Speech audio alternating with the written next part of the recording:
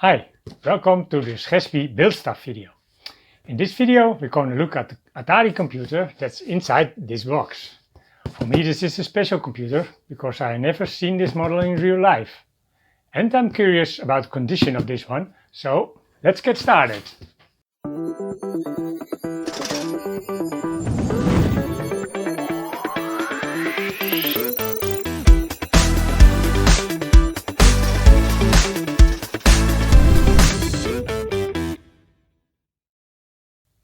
As far as I can remember, the first Atari computers you could buy in Europe were the Atari XL computers, at least in the Netherlands.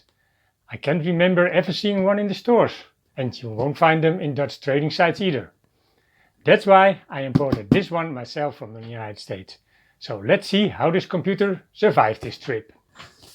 So, let's open the box, very carefully.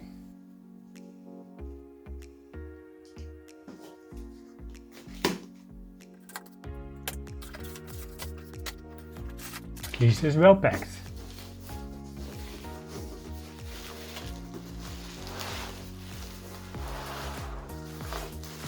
Here it is.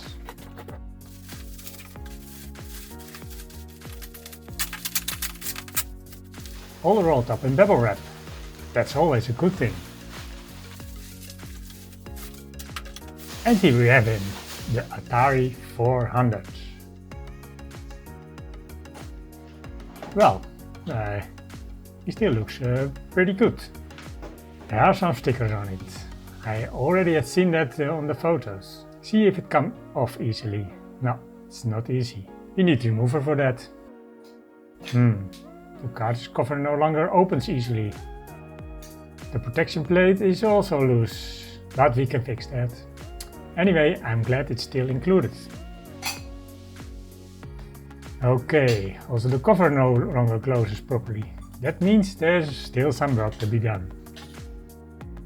And here we see the stickers that needs to be removed. Same for the other side. At the cartridge port there is a sticker with the text DOM. That stands for domestic, so it's definitely an American model. That means an NTSC system and not a PAL TV system.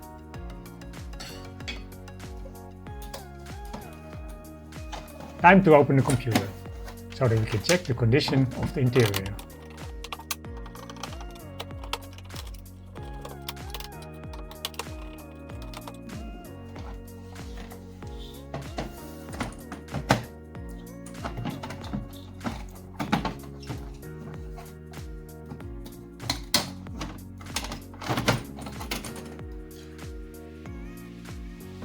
Oops, that's a lot of dust inside. And carefully remove the keyboard cable.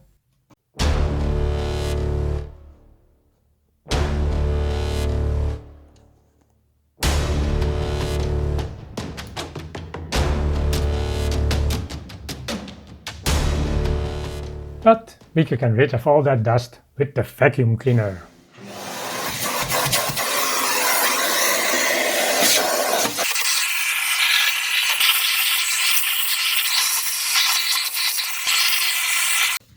So that's already a lot better. Ah, that's right. These first models had a built-in speaker for the keyboard click.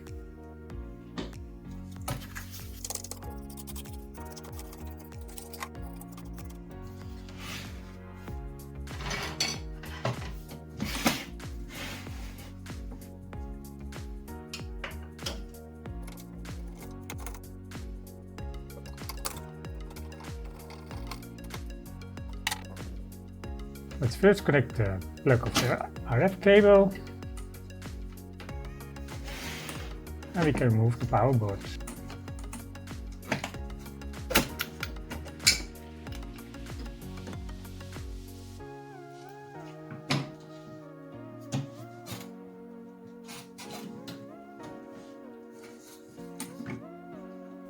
That came out easy.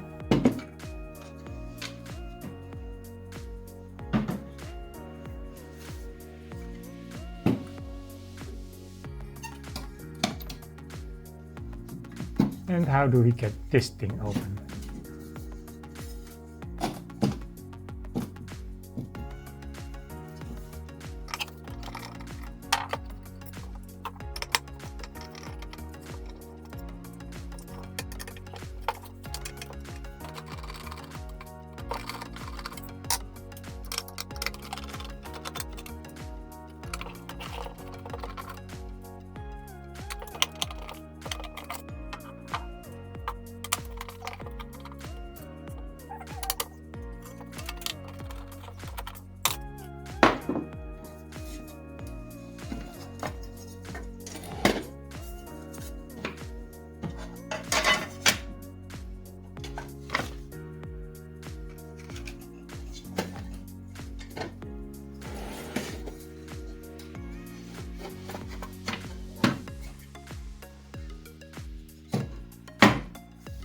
And now we see the motherboard.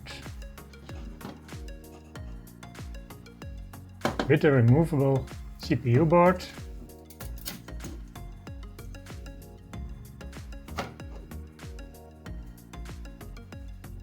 and the memory board with as much as 16 kilobytes. Okay, now those stickers. How do we get rid of them?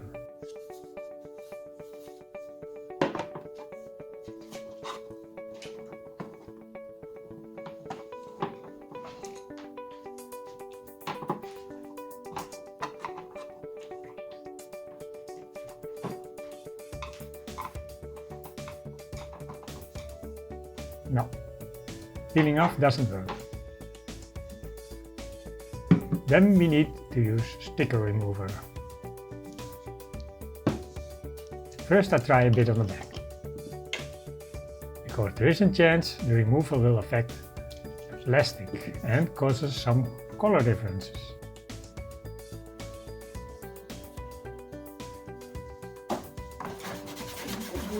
Huh?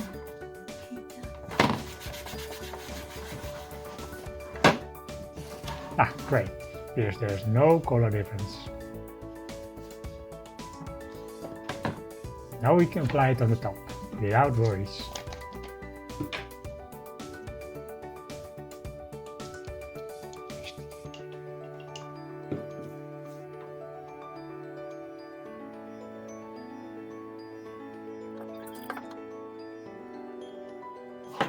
Now, the remover has been able to work for a while. Let's see if we can remove those stickers.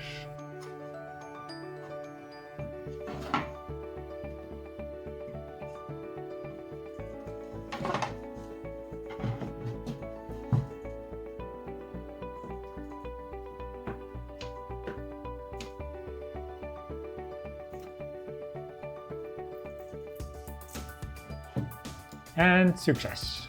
With a little peeling, the stickers will come off.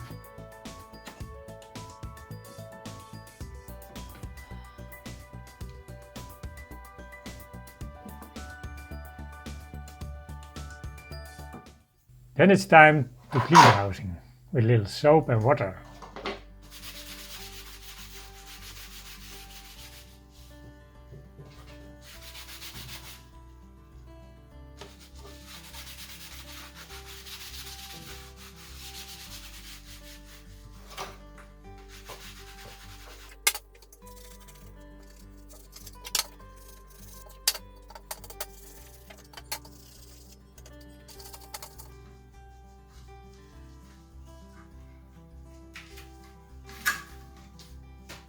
And we wash off the remaining soap.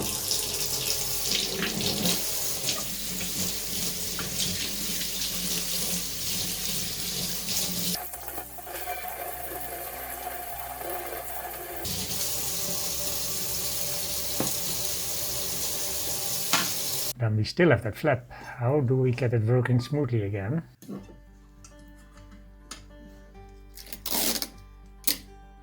Before I unscrew it, first let me tape the spring, otherwise it will soon fly across the room.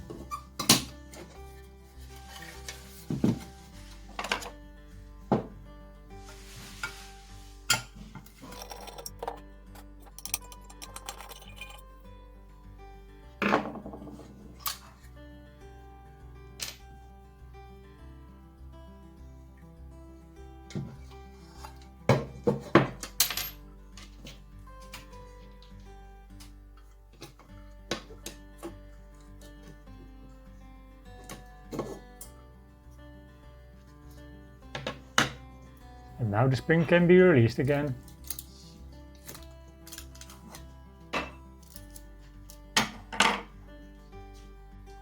Let's stick that protective plate back in.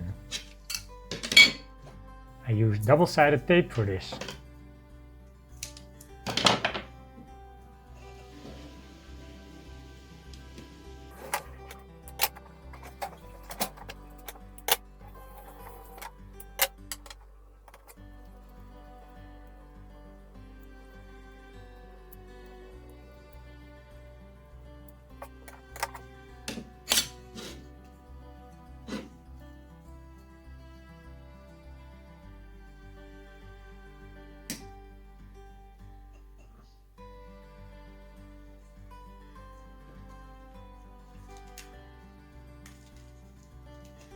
So, this won't let go anymore.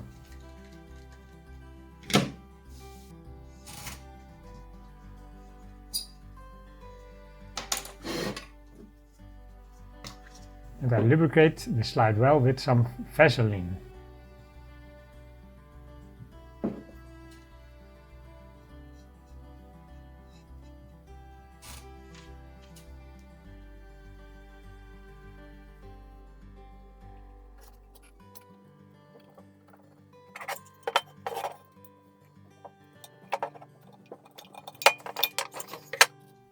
Ah, that glides smoothly again.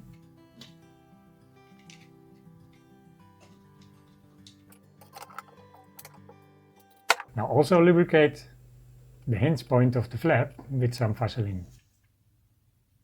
So, now the cover can be mounted again.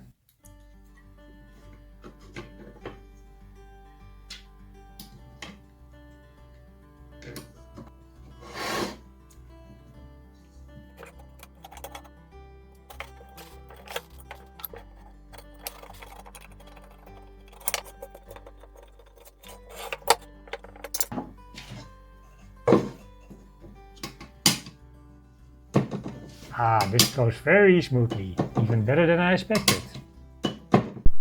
Now the power board. I'm going to test this first before connecting it to the motherboard. It's because there are some large electronic capacitors of more than 40 years on it. Over time, these capacitors lose decreased value. So this can cause wrong voltage applied to the system. Let's see what happens when I turn on the power. The power LED lights up. So at least it's doing something. Let's check if it also supplies the correct voltage. Here I found a nice point to connect the negative cable.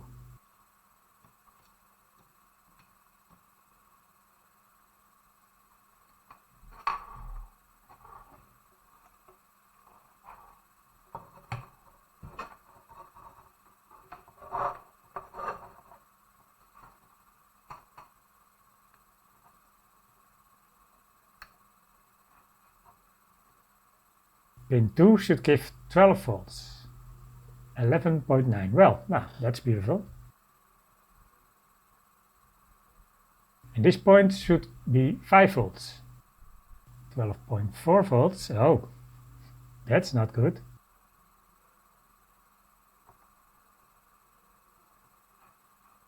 No, that's not right. Well, good thing I tested it first. Kind of already expected that Atari would go working in one go. But we will fix that in a later moment in time. We're now going to put the computer back together again.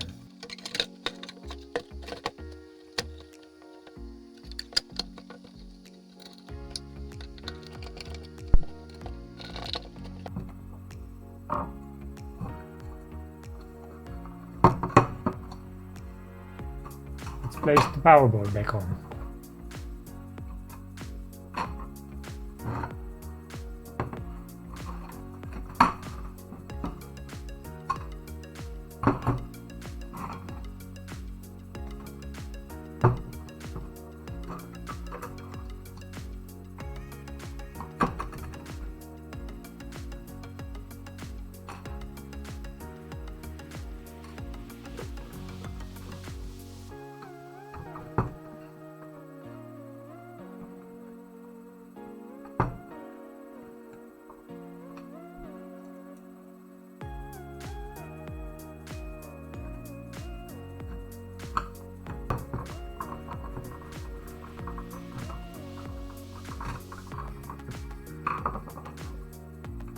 This thingy is a system that shuts down the computer when the cartridge port is opened.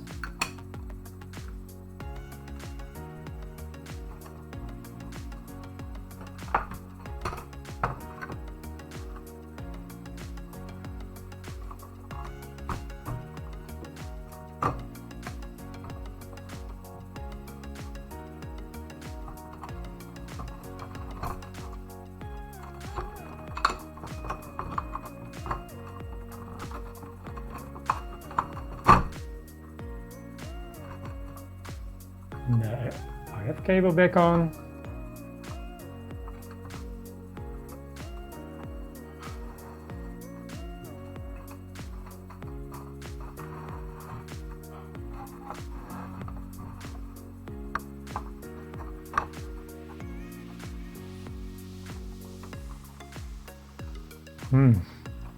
Reconnecting the keyboard is always difficult.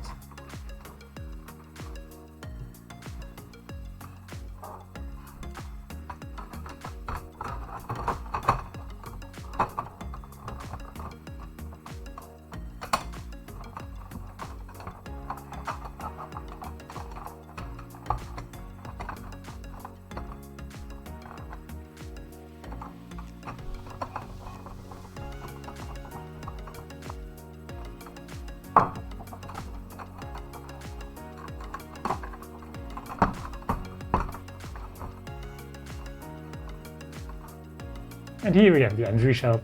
The cartridge cover opens very smoothly again. I'm happy with the end result, but it's a pity it didn't work right out of the box. Maybe we can fix this in a follow-up video. But if there was 12 volt on the 5 volt circuit, let's hope it didn't roast the chips.